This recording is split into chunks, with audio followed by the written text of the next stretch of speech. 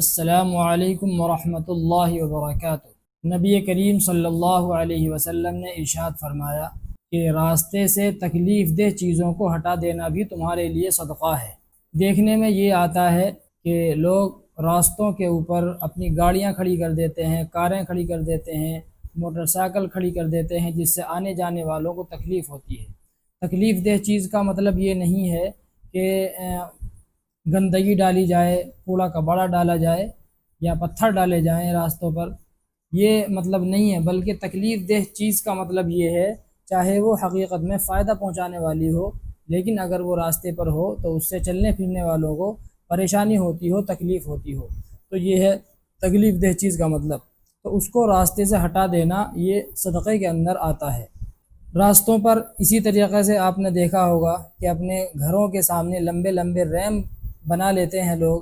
جس سے گاڑی والوں کو تکلیف ہوتی ہے۔ کوئی کار آ جائے تو نکلنا مشکل ہو جاتا ہے کار کا۔ راستوں پر لوگ اپنی کرسیاں اور چارپائیاں ڈال کر بیٹھ جاتے ہیں، چلنے پھرنے والوں کو اس سے بھی تکلیف ہوتی ہے۔ کوئی بڑی گاڑی آ گئی تو پھر جو ہے کیا نام ہے، تو میں ہوتی ہے آپس میں، اس کو نکلنے کے لیے جگہ نہیں ملتی ہے۔ اسی طریقے سے بقرعید کے موقع پر لوگ جانور لے کر کے آتے ہیں تو ان کو راستوں پر باندھ دیتے ہیں، اس سے جو ہے گندگی پھیلتی ہے اور چلنے پھرنے والوں کو بھی تکلیف ہوتی ہے، آنے جانے والوں کو تکلیف ہوتی ہے۔ لوگ مٹیریل لاتے ہیں اپنا گھر بنانے کے لیے تو راستے پر ڈال دیتے ہیں، اور وہ مہینوں مہینوں ایسے ہی پڑا رہتا ہے اور اس سے بھی تکلیف ہوتی ہے۔ اسی طریقے سے اور بہت ساری چیزیں ہیں جس سے چلنے پھرنے والوں کو تکلیف ہوتی ہے۔ اگر آپ کو ریمپ بنانے ہیں اپنے گھر کے سامنے تو اپنے گھر کی حدود کے اندر بنائیے، اس سے آگے مت بڑھائیے۔ دیوار جو ہے جہاں پر آپ کو ریمپ بنانا ہے، دیوار تھوڑی سی وہاں سے اندر کیجئے اور اس جگہ پر ریمپ بنائیے۔ ایک حدیث پاک میں نبی کریم صلی اللہ علیہ وسلم نے ارشاد فرمایا کہ دو قابل لعنت چیزوں سے بچو۔ صحابہ نے عرض کیا کہ وہ کیا چیزیں ہیں؟ تو آپ نے فرمایا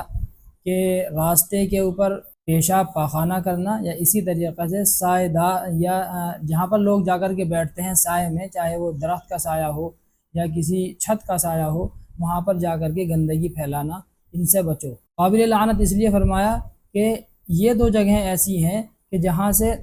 لوگ فائدہ اٹھاتے ہیں، راستے پر لوگ چلتے ہیں، آپ وہاں پر گندگی پھیلائیں گے تو ہر آنے جانے والا لعنت کرے گا، گالی دے گا کہ پتہ نہیں کس کمبخت نے جو ہے یہاں پر یہ گندگی کر دی ہے۔ اسی طریقے سے سائے والی جگہ میں لوگ آ کر کے بیٹھتے ہیں، آرام کرتے ہیں، مسافر ٹھہرتے ہیں، آنے جانے والے لوگ گرمی کے اندر وہاں پر ٹھہرتے ہیں اور سکون حاصل کرتے ہیں، تو وہاں بھی اگر جو ہے آپ نے گندگی پھیلائی اور لوگوں کو تکلیف دینے والی چیزیں وہاں پر کام کیے تو اس سے بھی جو ہے لوگ لعنت کریں گے، ملامت کریں گے کہ پتہ نہیں کون یہاں پر یہ کمبخت نالائق کہیں کا یہ رکھ کر کے چلا گیا اور یہاں پر یہ گندگی پھیلا دی۔ تو اس سے یہ معلوم ہوا کہ جو ہے کوئی ایسا کام کرنا کہ جس سے لوگوں کو تکلیف ہو وہ منع ہے، اس سے انسان بچے۔ اگر کوئی آدمی راستے سے تکلیف دہ چیزوں کو ہٹاتا ہے یا اس کی کوشش کرتا ہے تو اس کا بھی بڑا ثواب ہے۔ ایک حدیث پاک میں نبی کریم صلی اللہ علیہ وسلم فرماتے ہیں کہ اگر کوئی آدمی راستے سے گزر رہا ہو اور اس نے راستے پر کوئی درخت پڑا ہوا دیکھا یا اس کا جو ہے کوئی بڑی شاخ پڑی ہوئی دیکھی راستے پر اور اس نے اس کو ہٹا دیا، اور اس کی نیت یہ ہے کہ میں اس لیے ہٹا رہا ہوں تاکہ لوگوں کو تکلیف نہ ہو، پریشانی نہ ہو گزرنے والوں کو، تو آپ صلی اللہ علیہ وسلم فرماتے ہیں کہ اللہ تبارک و تعالی اس کو جنت میں داخل فرما دیں گے۔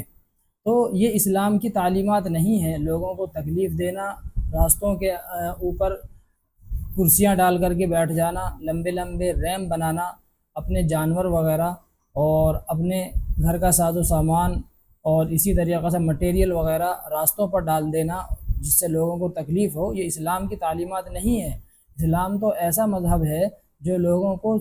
سکون دینے کا، راحت دینے کا، اور اسی طریقے سے ایک دوسرے کے ساتھ ہمدردی کرنے کا، ایک دوسرے کے ساتھ تعاون کرنے کا، ایک دوسرے کی باتوں کو سمجھنے کا یہ پیغام دیتا ہے اور یہ تعلیم دیتا ہے۔